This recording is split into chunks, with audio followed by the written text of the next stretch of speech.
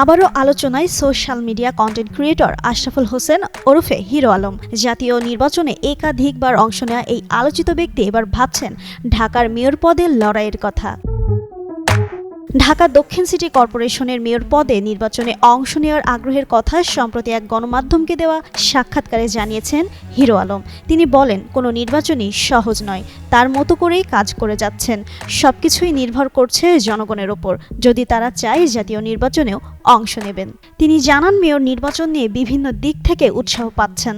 মানুষ তাকে ফোন দিচ্ছে, সমর্থন জানাচ্ছে, তাই মানুষের পাশে দাঁড়ানোর সুযোগ চাচ্ছেন তিনি। এর আগেও হিরো আলম বিভিন্ন আসনে জাতীয় সংসদ নির্বাচনে প্রার্থী হয়েছিলেন। 2023 সালের 1 ফেব্রুয়ারি বগুড়া 4 এবং বগুড়া 6 আসনে উপনির্বাচনে প্রতিদ্বন্দ্বিতা করেন তিনি।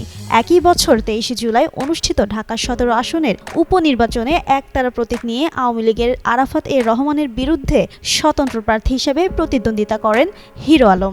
বিএনপি জামায়াতবিহীন ওই নির্বাচনে ভোট গ্রহণের দিন হামলারও শিকার হন তিনি। পরে নির্বাচন কমিশনে ভোট বাতিলের আবেদনও করেছিলেন হিরো আলম। নির্বাচন সহ নানা বিষয়ে কিছুদিন পরপরই আলোচনায় উঠে আসেন হিরো আলম।